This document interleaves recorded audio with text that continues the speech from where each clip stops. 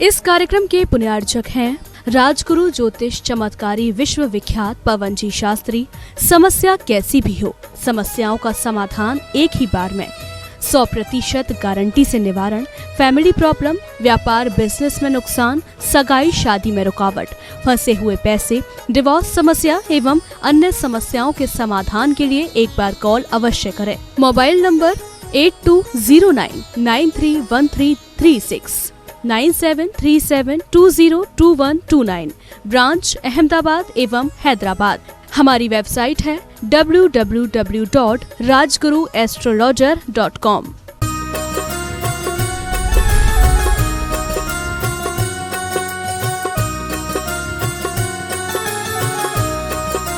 जय बोलिए देवाधिदेव 1008 श्री आदिनाथ भगवान की जय जय जय। देवाधिदेव 1008 श्री चंद्र प्रभ भगवान की जय जय जय। वर्तमान शासन नायक वर्धमान महावीर स्वामी भगवान की जय जय जय। श्रवण कुल तिलक प्रातः स्मरणीय संत श्रोमणी आचार्य भगवान श्री विद्यासागर जी महाराज की जय जय जय। परम पूज्य गुणायतन प्रणेता प्रखर वक्ता भावना योग प्रवर्तक गुरुवर श्री प्रमाण सागर जी महाराज की जय जय जय। परम पूज्य मुनि श्री निर्वेक सागर जी महाराज की जय जय जय। परम पूज्य मुनि श्री शीतल सागर जी महाराज की जय जय जय। समस्त मुनि संघ की जय जय जय। शंका समाधान के आज के इस सत्र में आप सभी का हार्दिक अभिनंदन। इससे पूर्व कि हम आज के इस सत्र को प्रारंभ करें, चलते हैं पूज्य गुरुदेव के चरणों में, अर्पित करते हैं अपनी प्रणति और भाव बनाते हैं कि हम सबकी भी हो उन्नति। सभी लोग हाथ जोड़ेंगे, मस्तक झुकाएंगे और मेरे साथ बोलेंगे, हे गुरुदेव नमोस्तु नमोस्तु नमोस्तु। क्या मेरा है क्या पाना है, कैसे हो जीवन उद्धार, गुणायतन में आओ बंधु, यहाँ सत्य का हो दीदार। बंधुओं, परम पूज्य प्रातः स्मरणीय संत श्रोमणी आचार्य भगवान श्री विद्यासागर जी महाराज की वरदानी छाव में एवं पूज्य गुरुदेव की पावन प्रेरणा एवं मार्गदर्शन से निर्मीयमान तीर्थ गुणायतन वह तीर्थ होगा जहाँ आने पर हम सबका जीवन होगा चमत्कृत, चेतना होगी परिष्कृत और मन होगा झंकृत। अतः इस महनीय कृति को पूर्ण होने में आप सभी योगदान दें और इतिहास की रचना में अपना सबल निमित्त बने। हमें प्रसन्नता है कि गुणायतन से आज भी कुछ लोग संबद्ध हुए हैं। मैं उनके नामों की उद्घोषणा करूंगा और भाव रखूंगा कि आप करतल ध्वनियों से उनका अभिवादन अवश्य करें।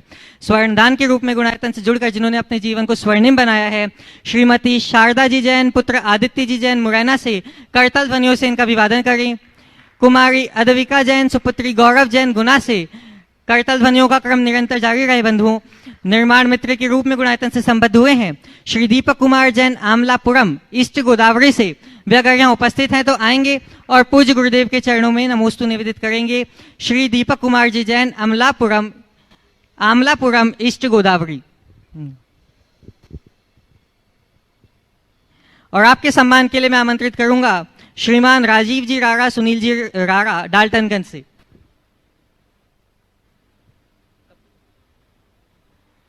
और इन्हीं के साथ मैं सम्मानकर्ता के रूप में आमंत्रित करूंगा श्रीमान कपूर चंद जी कोटा। निर्माण मित्र के रूप में जो आज संबद्ध हुए हैं श्री दीपक कुमार जी जैन आमलापुरम ईस्ट गोदावरी। और सम्मानकर्ता के रूप में आमंत्रित है श्रीमान कपूर चंद जी कोटा एवं श्रीमान राजीव जी सुनील जी रारा डाल्टनगंज से। स्तंभ के रूप में गुणायतन से संबद्ध हुए हैं श्रीमती विनया उदय बाबू शाह, स्वर्गीय उदय बाबू रतनचंद शाह पुणे से। करतल ध्वनियों से इनका अभिवादन करें। वे यहाँ उपस्थित हैं तो आएंगे एवं पूज्य गुरुदेव के चरणों में नमोस्तु निवेदित करेंगे। श्रीमती विनया उदय बाबू शाह, स्वर्गीय उदय बाबू रतनचंद जी शाह पुणे से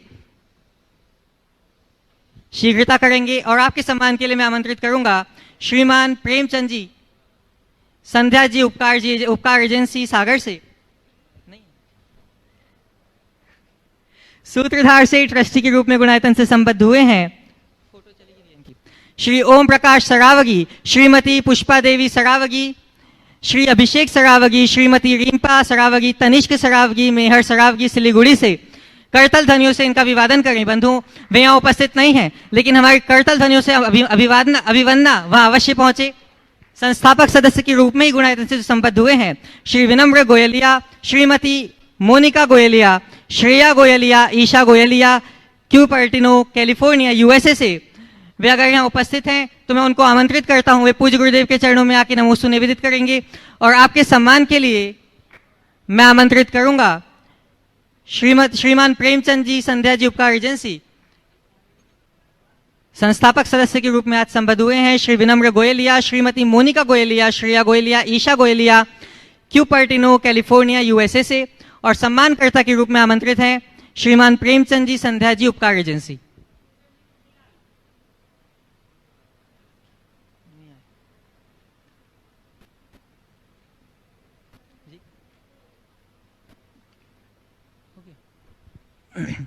सम्मान की श्रृंखला के बाद अब हम सभी चलते हैं पूज्य शुल्लक श्री सुभग सागर जी महाराज के श्री चरणों में और निवेदन करते हैं, हे महाराज श्री, जिस प्रकार आज सूत्रधार के रूप में गुणायतन से संबद्ध हुए हैं श्रीमान कैलाश चंद जी, किरण जी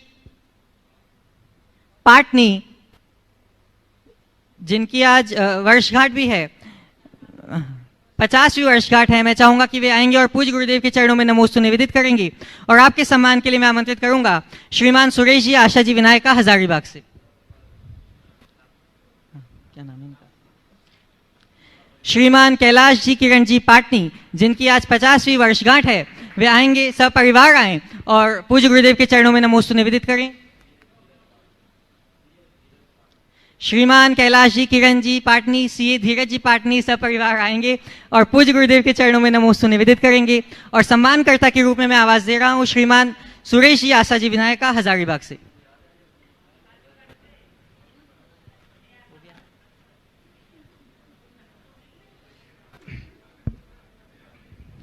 और बंधुओं, सम्मान की श्रृंखला के बाद हम सभी चलते हैं पूज्य शुल्लक श्री सुभग सागर जी महाराज के चरणों में।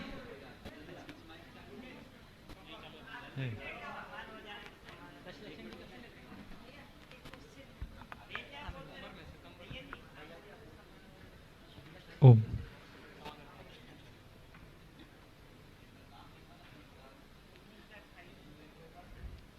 इसमें नहीं।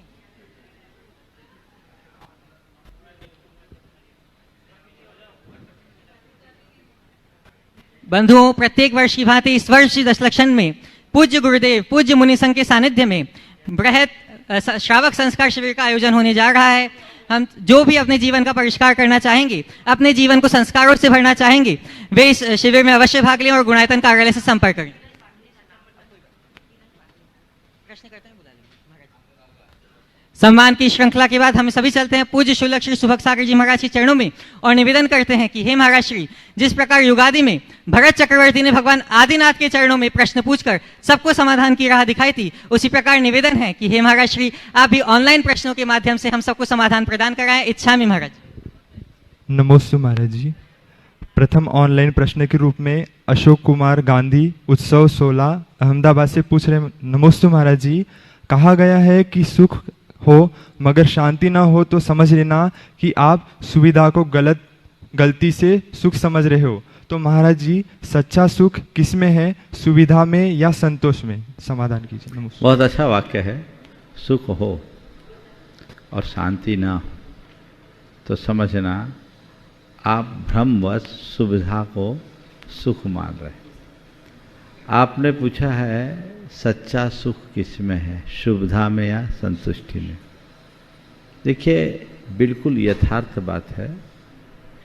सुख क्या है और शांति क्या है, इन दोनों शब्दों को देखें। सुख और दुख ये दो शब्द हैं। इसका मतलब है सुख, ख यानी इंद्री, जो हमारी इंद्री चेतना को सु यानी अच्छी लगे उसका नाम है सुख, और जो हमारी इंद्री चेतना को प्रतिकूल संवेदना दे उसका नाम है दुख। तो इस अर्थ में हम देखें तो हमारे सुख दुख का संबंध हमारी इंद्री चेतना से है और हमारी इंद्री चेतना का नियंत्रण हमारे मन के पास है। तो जो हमारे मन के अनुकूल होता है उसे हम सुख मान लेते हैं, और जो मन के प्रतिकूल लगता है उसे लोग दुख समझने लगते हैं। तो ये सुख दुख की परिणति है। लेकिन शांति वह परिणति है जहाँ कोई इच्छा ना हो, जहाँ कोई आकुलता ना हो, जहाँ कोई विकार न हो, जहाँ कोई विकल्प न हो, शांत। शांति के लिए किसी आलंबन की जरूरत नहीं है, सुख और दुख के लिए आलंबन की जरूरत है। मन में संतुष्टि आ जाए तो शांति है। इसलिए बहुत सही वाक्य है कि सुविधा में सुख नहीं, संतुष्टि में सुख है। इसलिए सुविधाओं का आलंबन लेना भी है तो लो, पर उसे एक अस्थायी आधार मान करके चलो। ये बात हृदय में बांध लो कि सुख का मूल संतोष है। महेंद्र जैन पाटनी हरदा से नमस्तुपूर्वक पूछ रहे हैं, हमेशा कहा जाता है पुण्य गाढ़ा करे। महाराज जी, पुण्य मापने का पैमाना क्या है? कितना गाढ़ा हुआ, कैसे जांच करेंगे? नमस्ते। बहुत अच्छा सवाल है। पुण्य को गाढ़ा करे, और पुण्य को गाढ़ा करने का रास्ता क्या है और उसका पैमाना क्या है, थोड़ा मैं जोड़ रहा हूँ प्रश्न में। देखिए, लोक में कोई चीज़ गाढ़ी करनी होती तो आप लोग क्या करते हैं? बोलो, दूध को गाढ़ा करने के लिए क्या करते हो? औटाना पड़ता है ना। इसका मतलब, औटाने की क्रिया का मतलब क्या? वही चीज आंच पे चढ़ाकर बार बार बार बार घोंटते रहो, है ना।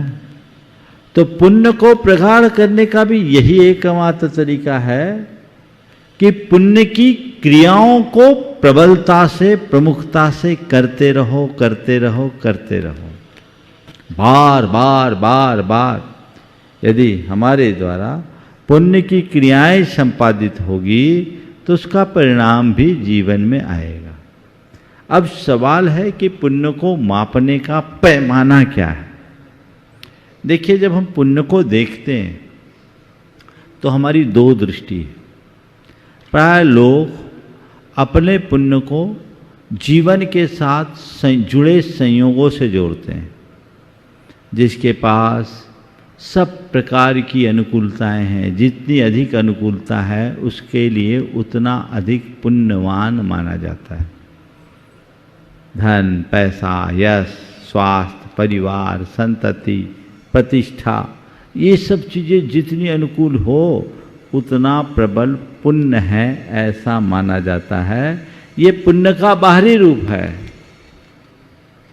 और अगर हम पुण्य के भावात्मक पक्ष को देखें तो पुण्य का मतलब है मन की पवित्रता। तो अंतरंग पुण्य को मापना है तो अपने हृदय की विशुद्धि से मापो, और बहिरंग पुण्य को मापना है तो बाह्य संयोगों को देखो।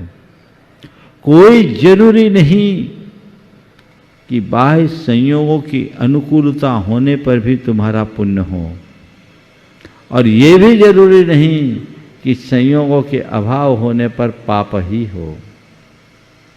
बहुत से लोग हैं जिनका बाहरी पुण्य दिखता है, पर वो 24 घंटे पाप के ताप को सहते हैं। टेंशन है, झमेले हैं, अस्वस्थता है, बीमारियां हैं, मुसीबतें हैं, बैर है, विरोध है, विद्वेष है। बताओ, ये पुण्य है कि पाप? बोलो। बाहर सब ठाट पाट दिख रहा है, जय जयकार है, तो बाह्य संयोगों की अनुकूलता होने पर भी यदि मन में बैर, विरोध, विद्वेष है तो अशांति होगी कि नहीं? हाँ, तो ये पाप है कि नहीं? तो हम क्या करें? बाहरी जो संयोग है उनको पुण्य का आधार मत मानो। खुद के लिए बोल रहा हूं, दूसरों के लिए नहीं। मेरे पास इतना ठाट बाट, आज जो मैं चाहता हूं सो हो जाता है, जो बोल देता हूं वो हो जाता है, सब मेरी बात मानते हैं, मेरे आगे किसी का कुछ भी नहीं चलता, मेरी जय जयकार। बहुत अच्छी बात, पुण्य तो है, पर ये पुण्य को देखोगे, ऐसे पुण्य को देखोगे तो अहंकार आ सकता है, इसको मत देखना। और ये कब बदल जाए इसका भी ठिकाना नहीं है। दुनिया में बहुत से ऐसे नामचीन लोग हैं जिनकी कभी तूती बस्ती थी, आज उनको कुत्ता नहीं पूछता, है ना।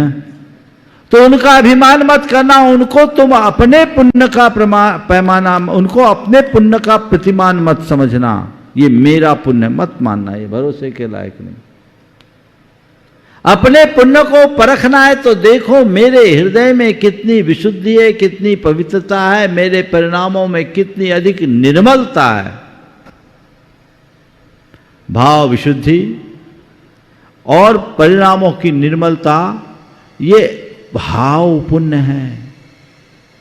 और ऐसी विशुद्धि में ही पुण्य का बंध होता है। शास्त्रों में बताया, विशुद्धि की परिभाषा क्या बताई, कर्म शास्त्र की भाषा में बोलूं तो वहां परिभाषा बताई, शाता आदि शुभ प्रकृतियों के बंध में कारणभूत परिणाम का नाम पुण्य है, विशुद्धि है, सॉरी।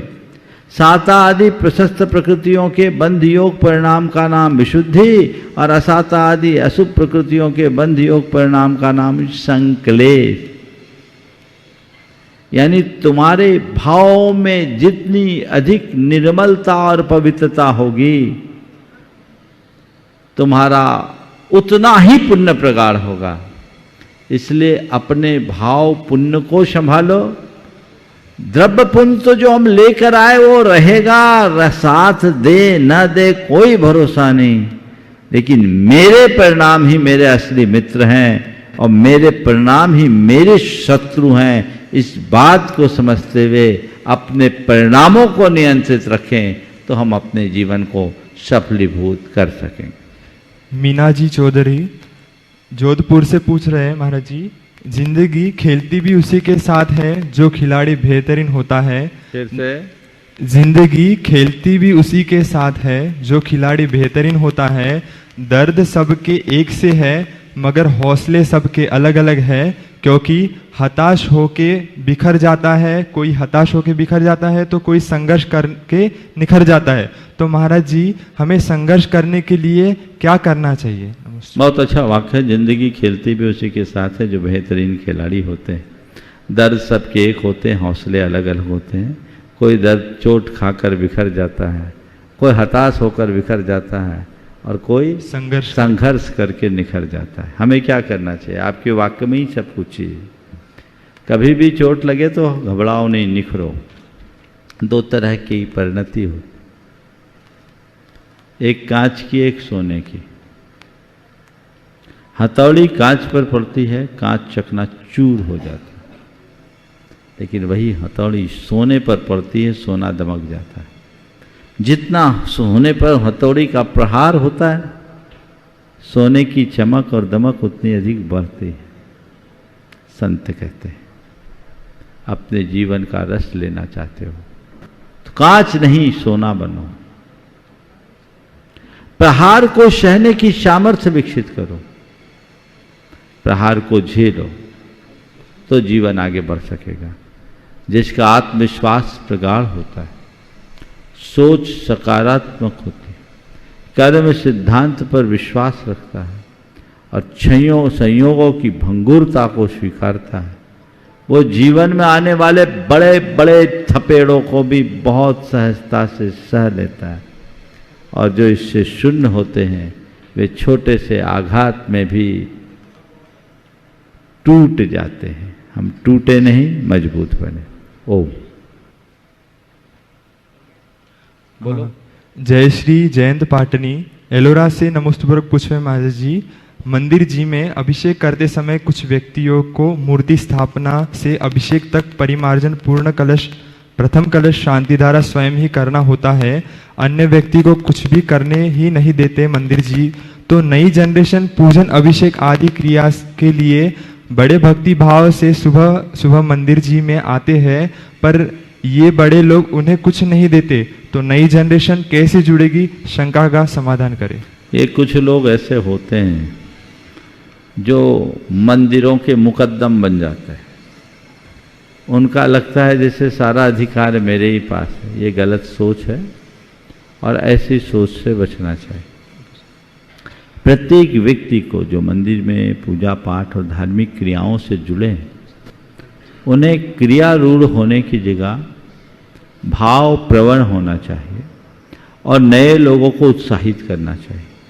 मैं ऐसे अनेक लोगों को देखा हूँ, जो मंदिर में कोई बच्चा आता है, कोई नया आता है, पहली बार आता है, तो उसे आगे करता, आइए आप लीजिए, आप कीजिए, हम अनुमोदना करेंगे। तो आपके थोड़े से प्रोत्साहन से कोई व्यक्ति रोज ऐसा करने लगे तो कितना अच्छा होगा। और उसके पुण्य में निमित्त आप बनोगे तो आपका भी पुण्य प्रगाढ़ होगा ना। हम ही रस ले ऐसा नहीं, सबको अवसर देना चाहिए। और अगर कोई चूक हो जाए तो सबके सामने टोकना नहीं चाहिए, उसे उस समय जो हो सो ठीक है, बाद में अकेले में बोलना चाहिए कि देखो आपने पूजा तो बहुत अच्छी की, अभिषेक, मुझे बहुत खुशी है कि आप जैसे युवा आने लगे हैं। कोई दिक्कत नहीं, जब मैं भी आता था तो मुझसे भी गलतियां हो जाती थी, लेकिन मुझे बड़ों ने बताया तो मैं चाहता हूं अगर आप चाहो तो मैं आपको भी बता सकता हूं, ये क्रिया ऐसी कर लो तो कोई दिक्कत नहीं। वो व्यक्ति अभिभूत हो जाएगा, उसको किसी भी प्रकार का कष्ट भी नहीं होगा और आपकी काम को पूरा कर देगा। तो हमें उस तरीके से सोचना चाहिए, नए लोगों को प्रोत्साहित करना चाहिए। हाँ, अंतिम ऑनलाइन प्रश्न सौम्या जैन हजारीबाग से पूछ रहे महाराज जी, आज के दौर में ओवर थिंकिंग एक बहुत बड़ी समस्या बन चुकी है। ऐसे में रात भर नींद न आना सामान्य आदत सी बन चुकी है। लोग ब्रह्म मुहूर्त में जहाँ पहले सोकर जगा करते थे, वही आज लोग ब्रह्म मुहूर्त में जाके सोया करते हैं। मेरा प्रश्न यह है कि लोग ऐसा क्या करें जिससे वह ओवर थिंकिंग को कम करके सके और अपने सोने की चर्या को सुधार सके, कृपया समाधान। देखिए, बहुत अच्छा सवाल है। ओवर थिंकिंग एक बहुत बड़ी समस्या है, ये बहुत सारे लोगों के साथ जुड़ी। मैं आपसे ओवर थिंकिंग से बचने का एक बड़ा सरल अनुभूत प्रयोग बताता हूँ, वो है भावना योग। जो लोग नियमित भावना योग करते रहे हैं वो ओवर थिंकिंग को बहुत आसानी से बचे हैं, मुक्त हुए। आप लोग भी अगर नियमित भावना योग करेंगे तो ओवर थिंकिंग से बचेंगे। दूसरी बात, जब हमारे चित्त पे विचारों का बहुत ज़्यादा वेग आने लगे और कई तरह की बातों में दिमाग उलझने लगे, तो समय चाहिए कि हम कुछ अच्छा सुनने लगे, अच्छा पढ़ने लगे या किसी से बातें करने लगे। और हो सके तो थोड़ी देर आंख बंद करके कुछ नहीं कर पाए तो गहरी सांस ले और ओंकार की नाद ले। ज़्यादा नहीं, केवल 5 बार गहरी श्वास भरे और ओंकार की नाद लें। आप पाएंगे कि विचारों का अनावश्यक प्रवाह थमेगा और आप उससे मुक्त हो सकेंगे। तो ये कुछ उपाय है जिनमें व्यक्ति को लगना चाहिए, अन्यथा व्यक्ति की कार्य क्षमता भी प्रभावित होती है और अनेक बीमारियों का जन्म भी होता है। इसलिए इससे बचने के लिए ये उपाय अपनाना चाहिए। अब चलते हैं मंचासीन विराजमान मुनि संघ के चरणों में। सर्वप्रथम क्षुल्लक श्री स्वरूप सागर जी के चरणों में निवेदन करते कि महाराज जी आपके प्रश्नों के माध्यम से हमें लाभान्वित करें, इच्छा में। नमोस्तु महाराज श्री। महाराज श्री, कहा जाता है कि हर वस्तु अनेकांतात्मक है, लेकिन ये कथन थोड़ा एकांतात्मक सा लगता है। तो क्या कोई ऐसे स्थान या कथन भी हैं जहां एकांत लागू होता है? हर वस्तु अनेकांतात्मक है। आपने पूछा एक कथन भी एकांतात्मक लगता है, और ये भी पूछा है क्या कोई ऐसी जगह है जहाँ एकांत लागू होता है। देखिए, अनेकांत के अर्थ को ठीक तरीके से समझ लें तो ये सवाल ही खड़ा नहीं होगा। अनेकांत का अर्थ यही है जो अनेकांत होने का भी आग्रह न करे। हर वस्तु अनेकांतात्मक है, पर यह भी सर्वथा नहीं। अनेकांतोपनेकांत प्रमाण नहीं योगता। अनेकांत भी अनेकांतात्मक है। अगर हम किसी वस्तु के विषय में सोचें तो एक दृष्टि से वह अनेकांतात्मक है तो दूसरे दृष्टि से एकांतात्मक भी है। जैसे धीरज, अपने पापा के साथ खड़े हो जाओ थोड़ा, और तुम्हारा बेटा हो साथ में तो उसको भी खड़े कर लो। तीनों आ जाओ। कहाँ है? मम्मी माँ को भी खड़े कर लो, तीनों पीढ़ी खड़ी हो जाओ। आज एक डेमो कराता हूँ, देखो। कैलाश चंद जी बीच में आओ, साथ साथ खड़े हो जाओ, कैमरे की जद में आ जाओ, बस ठीक, बढ़िया।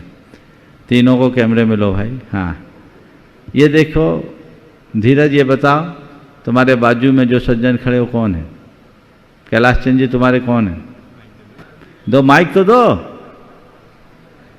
ए बाबा, मैं अनेकांत को बड़े व्यवहारिक तरीके से आपको बता रहा हूं। पापा है। पापा को दो, बेटा।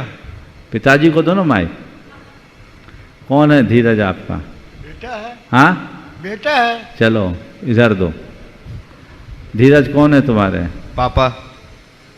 हो गया समझ में?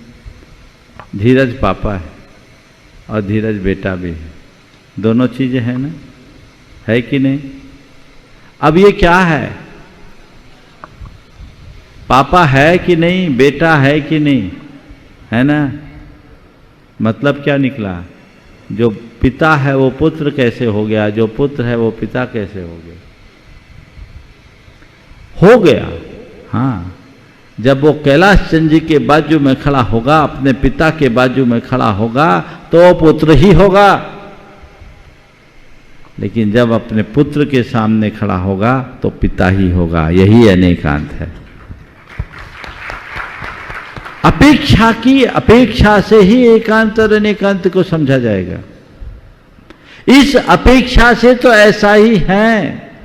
अगर धीरज और कैलाश चंद जी का नाता जोड़ा जाए तो पिता पुत्र का ही है। लेकिन बाजू वालों के साथ इधर देख ले तो दूसरा रिश्ता हो गया। तो ऐसे ही हमें चीजों को समझना चाहिए। जो एक का पिता है वो दूसरों का पुत्र है, जिसका पिता है वो पिता ही है, और जिसका पुत्र है वो पुत्र ही है। ये अनेकांत का सार। क्षुल्लक श्री समादर सागर जी के चरणों में निवेदन करते हैं, महाराज जी आपके प्रश्न के माध्यम से हमें लाभान्वित कीजिए। इच्छा में महाराज जी। सभी महाराज जी के चरणों में नमोस्तु नमोस्तु नमोस्तु। महाराज जी कहते हैं कि भगवान और हमारे जो अच्छे कार्य हैं स्वयं मांगलिक होते हैं, फिर भी कोई कार्य होता है तो दिशा देखी जाती है।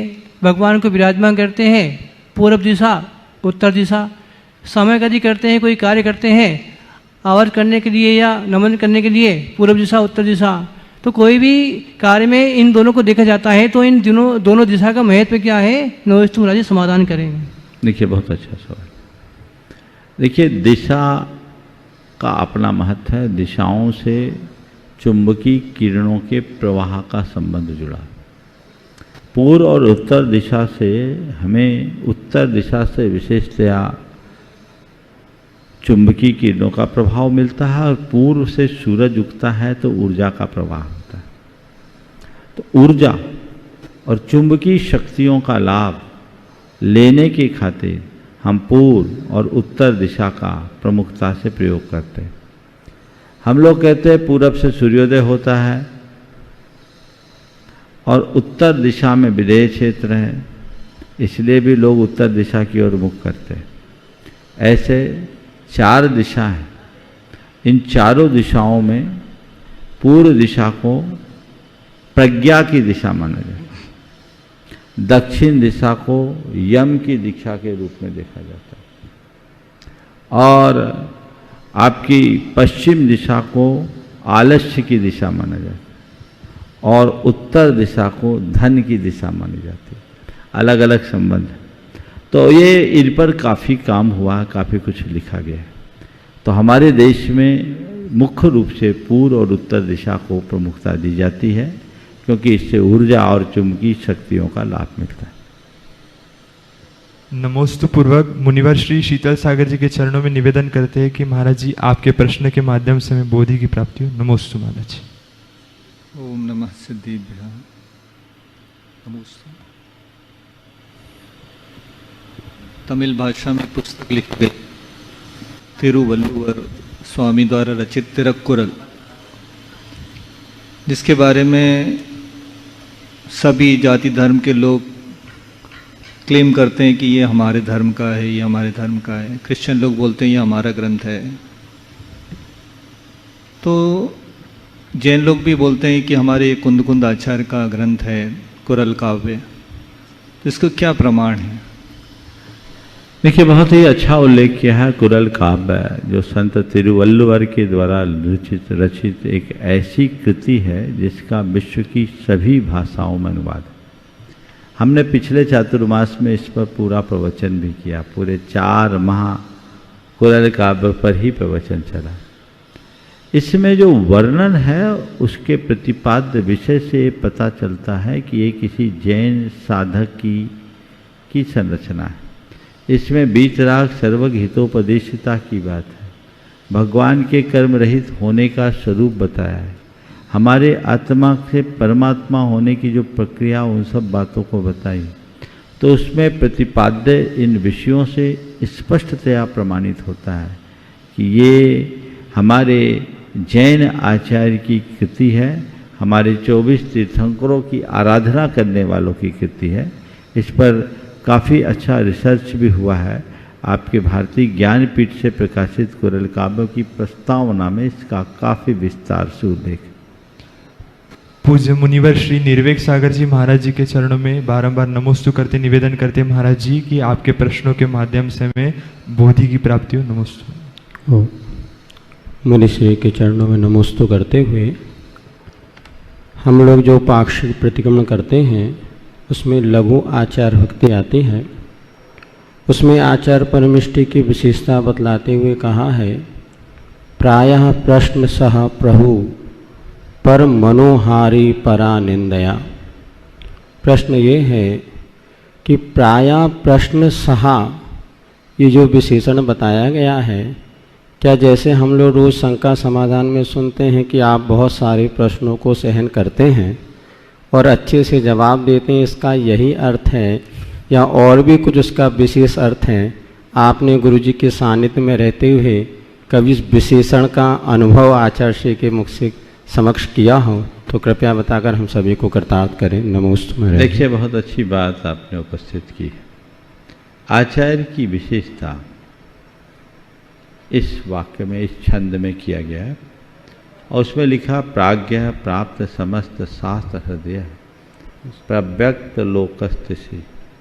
लोकस्थिति प्रास्तास प्रतिभा परः प्रशमवान प्रागेव दिष्टोत्तर प्राया प्रश्न सह प्रभु पर मनोहारी परा निंदया ब्रूया धर्म कथाम दयालु रघुभी ब्रूया धर्म कथाम गुणनिधि प्रस्पष्ट मिष्ठाक्षर।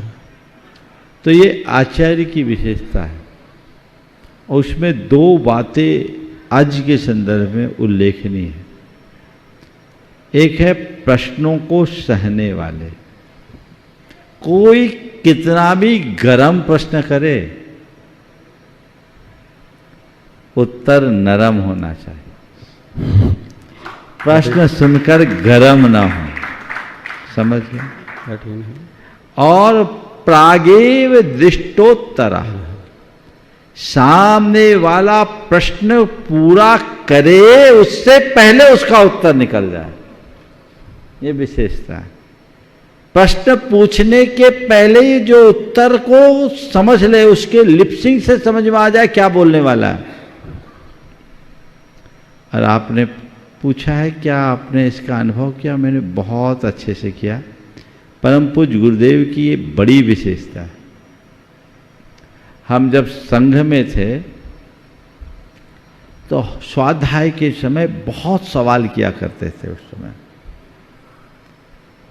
आचार्य महाराज जब ग्रंथों को पढ़ाते थे सामूहिक रूप से, मैं इतने प्रश्न करता था और मेरे प्रश्न का आशय केवल ये रहता था कि इससे विषय में और स्पष्टता है।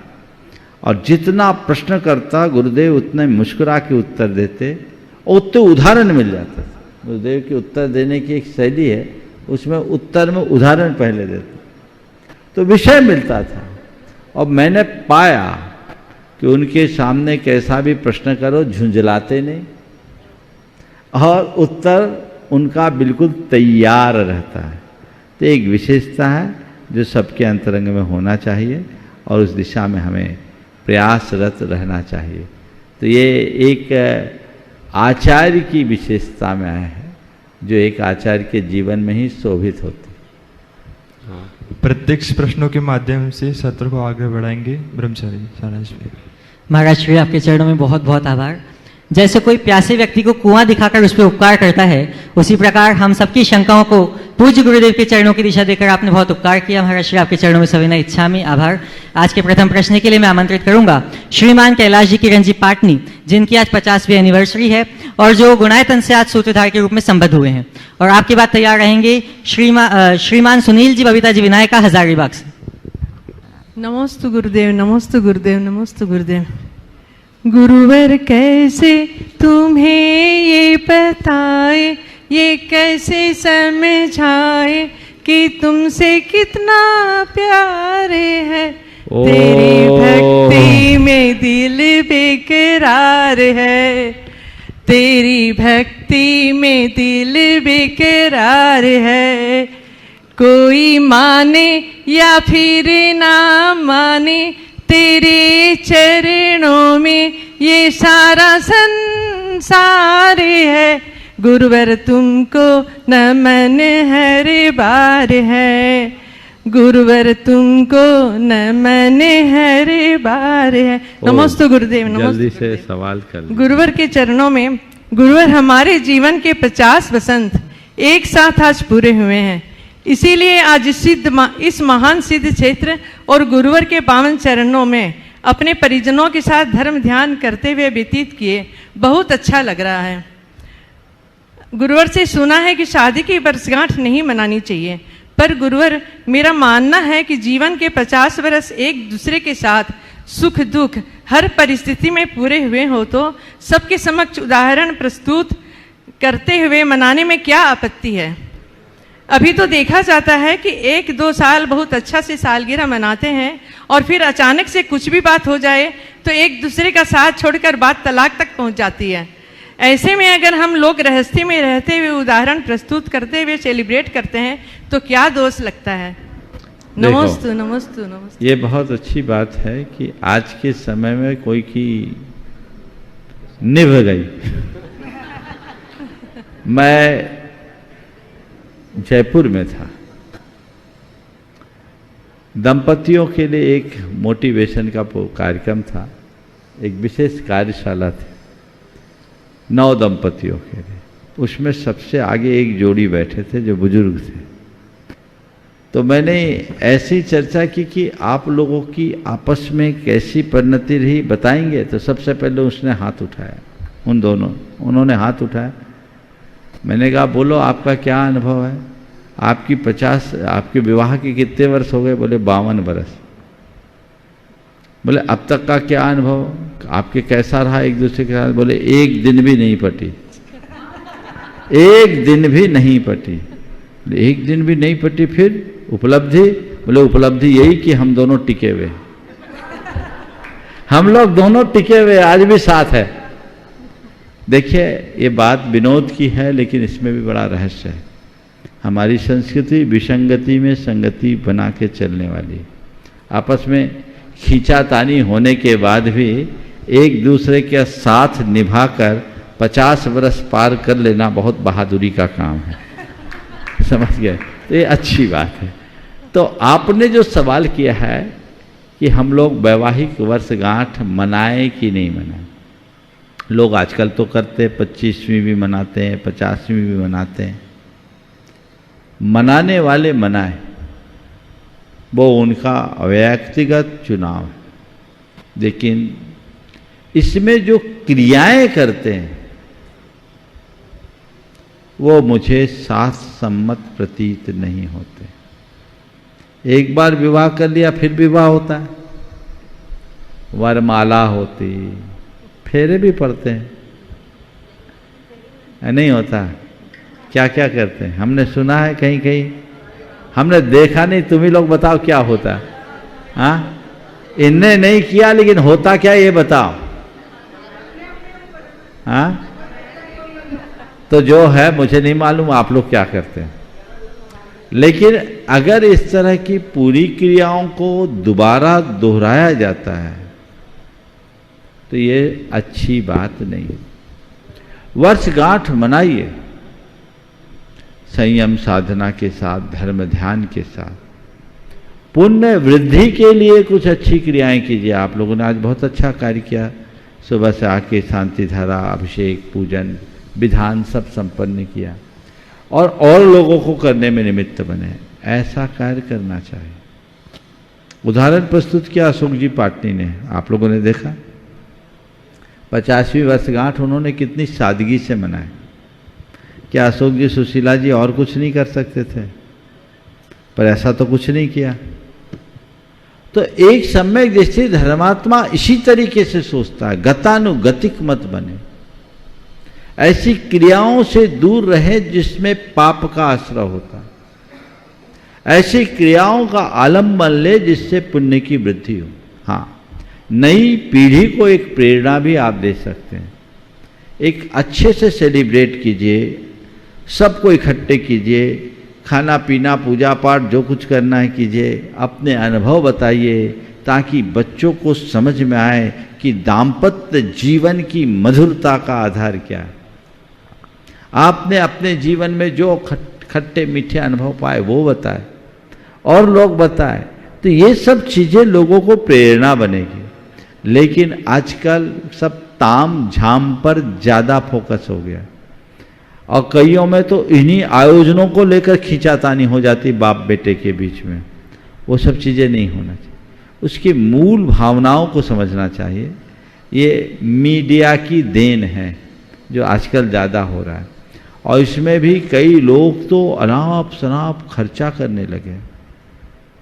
ये बिल्कुल ही औचित्यपूर्ण नहीं है। इसलिए मनाइए, धार्मिक कार्यों को संपन्न करते हुए मनाइए, अनावश्यक क्रियाओं से अपने आप को बचाइए जो जीवन की बेहतरी का आधार। अगले प्रश्न के लिए मैं आवाज दे रहा हूं श्रीमान कपूर चंद जी कोटा से, और आपकी बात तैयार रहेंगे श्रीमान विक्रम जी मोनिका जी गोइलिया कैलिफोर्निया यूएसए से, जो आज गुणायतन से संस्थापक सदस्य के रूप में संबद्ध भी हुए हैं। युगल मुनिराजों के चरणों में त्रिबार नमोस्तु नमोस्तु नमोस्तु। एलक जी महाराज के चरणों में नमोस्तु नमोस्तु नमोस्तु। इच्छामी इच्छामी इच्छामी। और मंच पर विराजमान सभी शुल्लक जी महाराजों को इच्छामी इच्छामी इच्छामी। गुरुदेव, अभी पिछले 4-5 दिन पहले कर्नाटक के अंदर हमारे आचार्य की निर्मम और निर्दयता से हत्या की गई है। जैन समाज उससे बहुत पीड़ित है। अब हम अल्पसंख्यक, माइक्रो अल्पसंख्यकों के लिए भारत सरकार से क्या निवेदन, ठोस नीति क्या बनाई जाए जो हमारे मोंक्स की, हमारे मुनियों की, हमारे आचार्यों की रक्षा हो सके, सुरक्षा हो सके और हमारे आयतनों की रक्षा हो सके। देखिए, घटना इस संदर्भ में मैंने परसों अपने विचार भी व्यक्त किए थे। ये घटना बड़ी निर्मम और क्रूर घटना है।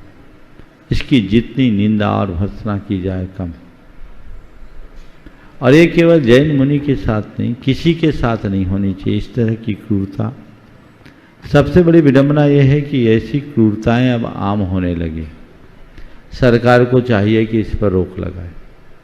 और चूंकि जैन हैं, जैनियों की संख्या अल्प है, तो इस पर तो सरकार को और अधिक ध्यान देना चाहिए और इसके लिए जैन समाज को जागरूकता के साथ इस मुद्दे को बढ़ चढ़ करके उठाना चाहिए।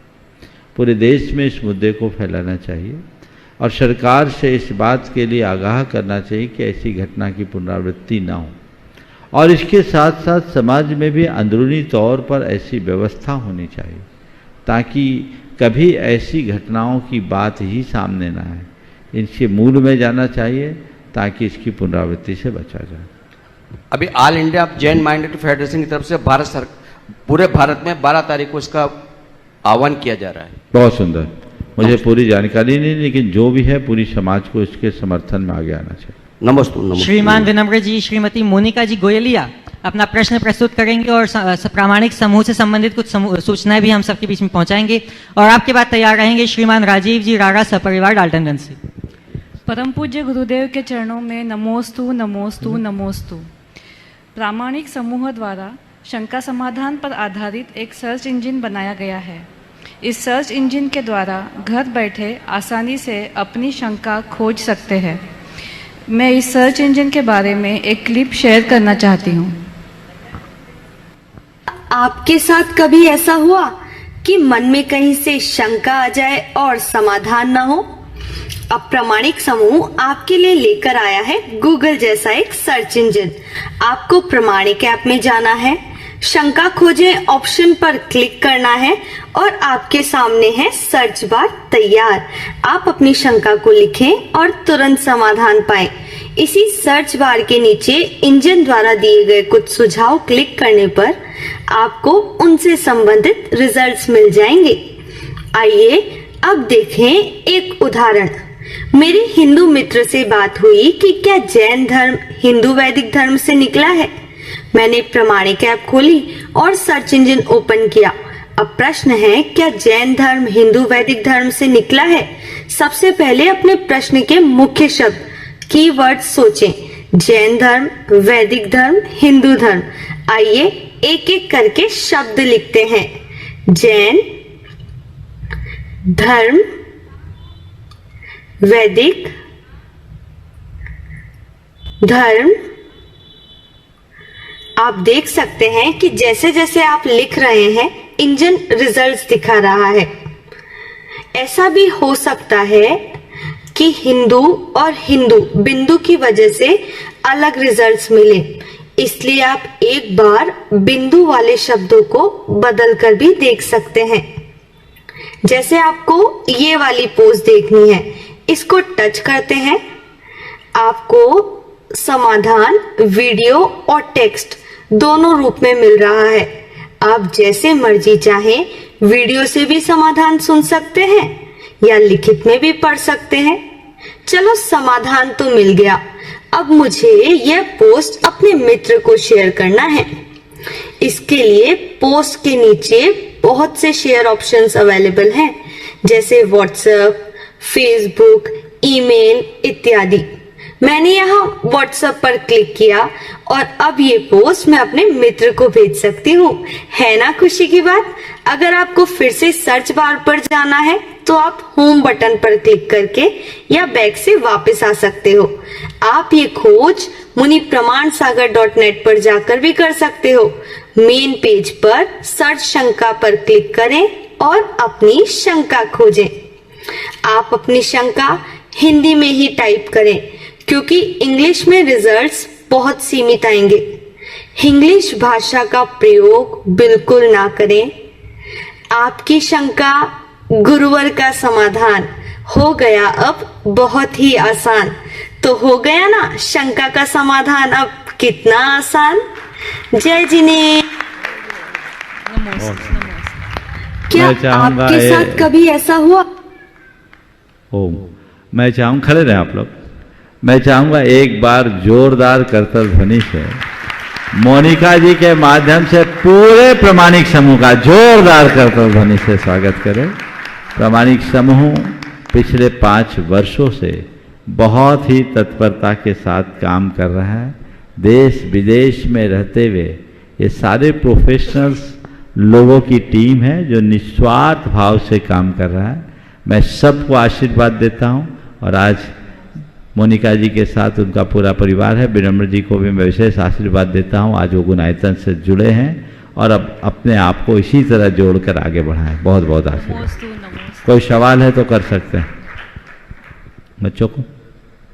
नहीं, चलिए। उपस्थित होंगे श्रीमान राजीव जी, सुनील जी रागा डाल्टनगंज से, और आपकी बात तैयार रहेंगी श्रीमती बीना जी काला गया से। गुरु जी के चरणों में पूरे परिवार की तरफ से नमोस्तु नमोस्तु नमोस्तु। गुरुदेव, हमारा प्रश्न हमारी रीता पूछेगी। गुरुजी, जैसा कि कहते हैं कि अपने घर के बड़े बुजुर्ग अगर चले जाते हैं तो उनकी याद में या उनकी पुण्य तिथि पर किसी भी प्रकार का दान देना या उनके नाम से दान देने का कोई औचित्य नहीं होता। तो जैसे आज हमारे बाबूजी की पुण्य तिथि है, तो इस अवसर पर हम लोग को ऐसा क्या करना चाहिए कि उनकी जो उपयोगिता का ऋण तो हम लोग चुका नहीं सकते हैं, तो हमें क्या करना चाहिए फिर? देखो, 2 बातें। सबसे पहले पुण्य तिथि की बात करता हूँ।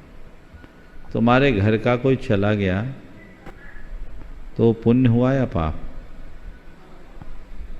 बोलो बोलो तो माइक पे। हाँ, तो वो किसी के जाने की तिथि को पुण्य तिथि कहेंगे कि पाप तिथि? बोलो।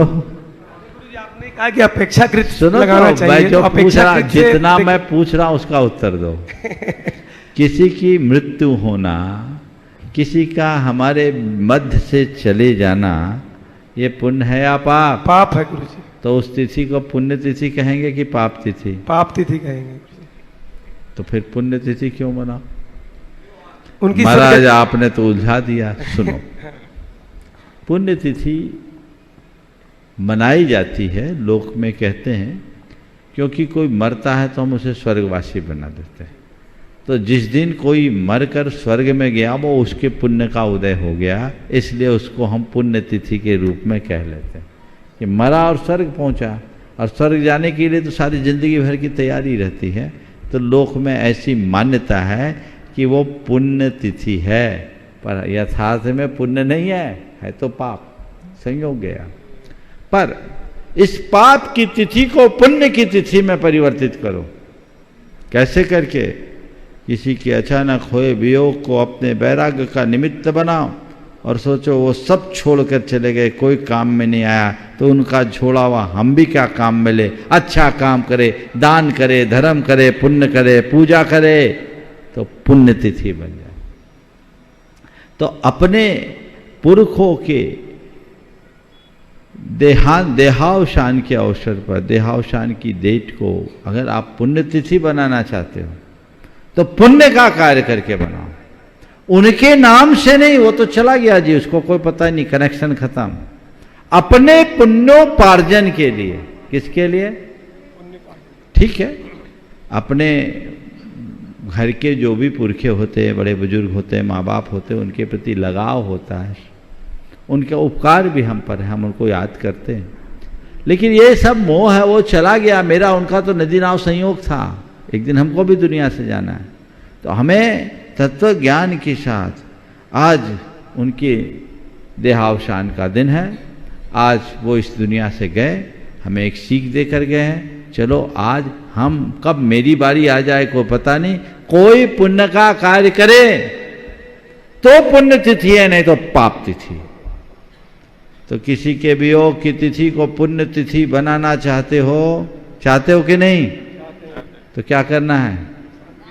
पुण्य का कार्य करना है, पाप का कार्य नहीं। समझ गए? बहुत बहुत गुरुदेव के चरणों में बार बार नमोस्तु नमोस्तु नमोस्तु। गुरुदेव, पंच कल्याण का हम लोगों के जीवन में क्या महत्व है? कि अभी कुछ समय में ही गुणायतन का पंच कल्याणक होना है, तो उसका तैयारी हम लोग करना पड़ेगा विषय। बिल्कुल बिल्कुल तैयारी करो, जो पंच कल्याणक करेगा उसका एक न एक दिन कल्याण होगा। आशीर्वाद। चलो, नमोस्तु गुरुदेव, नमोस्तु। उपस्थित होंगे श्रीमती बीना जी काला अपना प्रश्न प्रस्तुत करने के लिए, और आपके बाद तैयार रहेंगे ऐश्वर्या जी जैन, इंदौर से। परम श्रद्धेय गुरुवर के चरणों में मेरा त्रैबार नमोस्तु, छुल्लक जी के चरणों में मेरा इच्छामी। गुरुवर मेरी जिज्ञासा यह है कि समय कम है, काल विपरीत है, सहनन कमजोर है, मंजिल दूर है। ऐसे में कैसे हम धर्म को आत्मसात करें ताकि मेरे आत्मा के एक एक प्रदेशों में धर्म समाहित हो जाए। जब मेरे आयु कर्म के निषेक निकले तो धर्ममयी निकले। नमोस्तु गुरुवर। देखो, मैं तो एक ही बात जानता हूँ, जब हमारे पास समय कम होता, काम ज़्यादा होता, तो क्या करते हैं? एक साथ कर लेते। जो सबसे जरूरी होता उसको पहले करते। समझ गए? तो जो सबसे जरूरी है उसको पहले कर लो। और सबसे जरूरी क्या है? धर्म का काम, आत्मा का हित, आत्मा का हित। समझ गए? तो हमें आत्महित की बात सोचना चाहिए। समय कम है, काम ज़्यादा है, प्राथमिकता बदलें और उसे प्रमुखता से करें जो हमारे लिए सबसे जरूरी है। नमोस्तु गुरुवर। ऐश्वर्या जी उपस्थित होंगे और आपके बाद तैयार रहेंगे मृणाल जी, दिल्ली से।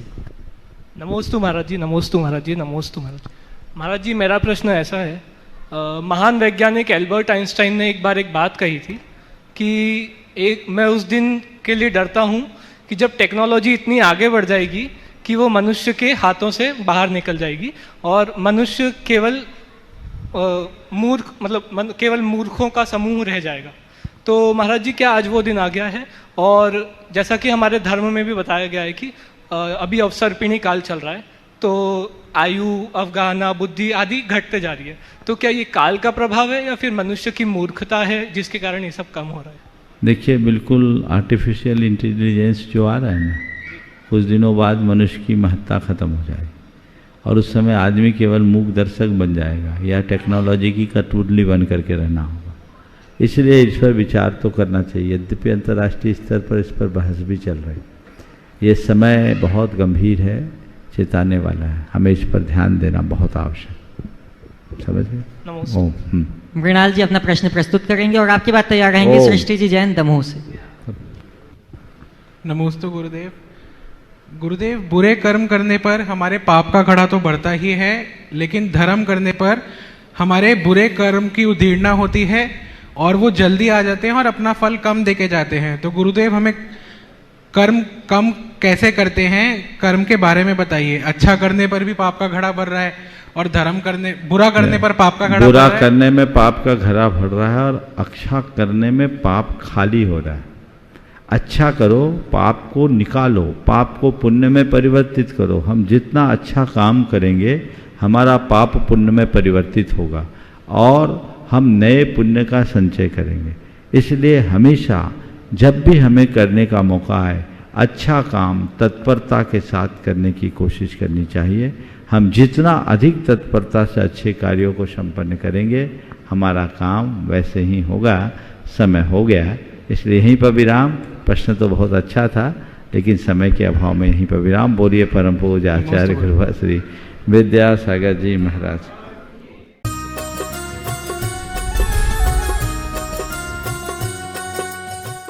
इस कार्यक्रम के पुण्यार्जक थे राजगुरु ज्योतिष चमत्कारी विश्व विख्यात पवन जी शास्त्री। समस्या कैसी भी हो, समस्याओं का समाधान एक ही बार में, 100% गारंटी से निवारण। फैमिली प्रॉब्लम, व्यापार बिजनेस में नुकसान, सगाई शादी में रुकावट, फंसे हुए पैसे, डिवोर्स समस्या एवं अन्य समस्याओं के समाधान के लिए एक बार कॉल अवश्य करें। Mobile number 8209931336, 9737202129। ब्रांच अहमदाबाद एवं हैदराबाद। हमारी वेबसाइट है www.rajguruastrologer.com।